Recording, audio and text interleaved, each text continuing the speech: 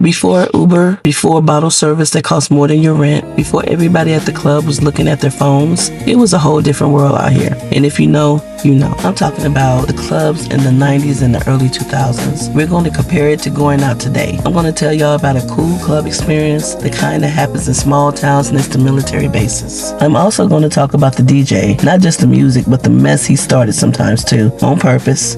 Stay with me. I'm Grand Rising. If this feels like home, it's supposed to. Welcome. Okay, getting ready. It was a whole thing. We had our outfits picked out since Tuesday. We weren't playing. Me and my girl, we knew the system.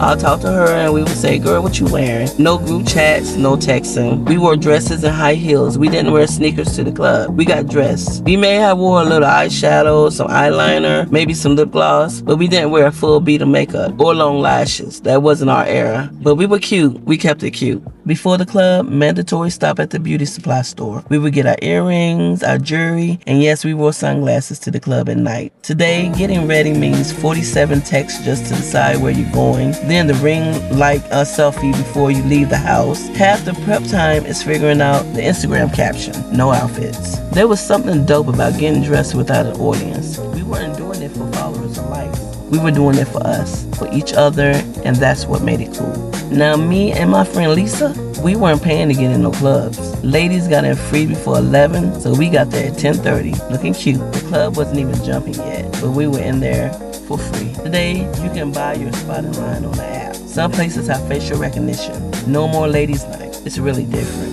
Once we get in the club, we would get our drinks. Drinks were $1, rum and coke. That's all we needed. We would get our first drinks, and then you know what happens after that. By the time the men start coming in, we were lit. Now we were drinking Long Island iced teas, hurricanes, and the men didn't mind. They didn't mind paying for it. Now a round of drinks costs $60. A bottle of water is $8. For water. It was about $1.50 back then. Now let me tell you something that made our clubs lit. We were in Junction City, Kansas, right next to Fort Riley Military Base. And if you have never experienced a small town next to a military base, baby, you missed it. You could tell a military dude out of a crowd in 2 seconds. The way they stood, the haircut, they carried themselves different. Honey, it was a vibe. See, when you're from a small town, you know all the local guys. You grew up with them, you went to school with them, you know their mama. So when military came in, that was fresh, that was something different. And I'm gonna keep it real because that's what I do. Some of the girls were fighting over these military guys. And I get it. When you live in a small town and those soldiers walk in, they represent escape. Now here's something that happened in the club that I have never seen anyone talk about. 8 moments of the club. The DJ would get on the mic and start calling out cities. Where's Brooklyn at? ATL in the building? Who's from Chicago? Everybody would go crazy. See, this was a military town and we had people from everywhere. New York, Georgia, California, Texas, Louisiana. All those soldiers stationed at Fort Riley, all of them in our little bitty Junction City club. It was a vibe. Now the DJ could read the club like a book, and he knew if we were having a good time and if we were, something was brewing over in the corner or somebody was in their feelings. And instead of cooling it down, sometimes he would turn it up. Now there were certain songs that were public announcements. If you heard one of these songs come on, you had about 30 seconds to find the door or get against the wall, and get out the way. Songs like Nuck If You Buck, Move B, Get Out the Way, you knew it was about to go down. Bone Crusher, I Ain't Never Scared. Now that one was a warning. If that came on while there was tension in the club, child, if you were smart, you were moving towards the door. Girl, we would look at each other and be like, here we go. And sometimes they would all go all the way left. Someone stepped on somebody's shoes or somebody's girl walked in with somebody new and the whole club was getting shut down. Lights on, everybody outside, the night's over. Now when that happened, we would go to Denny's and talk about it for about 3 days. That fight had a whole documentary. No cameras, no receipts, just the oral history of Junction City, Kansas. Today, if something pops off in the club, it's on Instagram Live. The whole world sees it in real time. Back then, it was just ours, our story to tell how we wanted to tell it.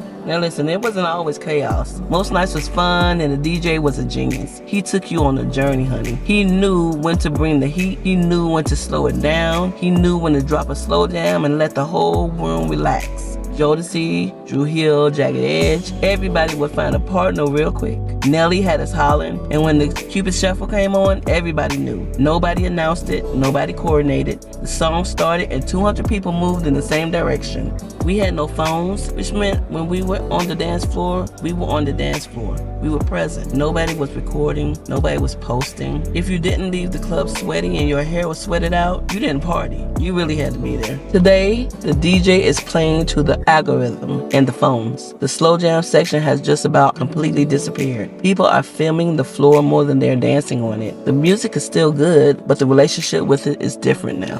The club was our sanctuary. No code switching, no explaining yourself. The DJ was from the community. The bartender, he knew your usual. The security knew your face. And in Junction City, Kansas, that community stretched further. A lot of the clubs are gone now. Gentrification took some, time took others. But if you were in one of those clubs, you know what I'm talking about. The feeling of being completely surrounded by your people with nowhere to go but there. Even the messy nights, even the shutdowns, it was all ours. And that was sacred. After the club, whether it was a regular night or a shutdown, we went and got food. We went to Denny's, IHOP, somebody's mama or grandmama's house if they were still up. That's when the whole night would get replayed. It would get analyzed and it would get laughed about. Who was there? Who started what? And girl, what was she wearing? Today, everybody gets in separate Ubers and the debriefing moves to usually a group chat. I'm not saying that that's wrong. I'm just saying that something gets lost in the translation. Look, I'm not here to tell you that today's clubs are bad. It's not. It's just different. But when I think about those clubs, the heat in them, the city call out, the military guys walking in, the dollar rum and cokes, and the sunglasses that we had no business wearing in the club. And yes, the DJ dropping Nuck If You Buck when he knew good and dang on well that it was going to start some stuff. Attitude.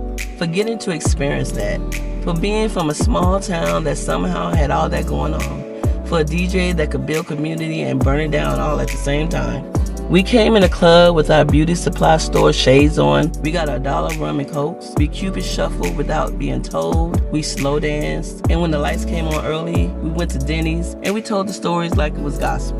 So if you were out there on those dance floors in the 90s and the early 2000s, drop your city in the comments. If you were stationed at Fort Riley or any other a military base and found yourself in a little club in a small town that somehow felt like the whole world, I especially want to hear from you. I'm Grand Rising. Thank you for going down memory lane with me. Subscribe if this feels like home. We're just getting started.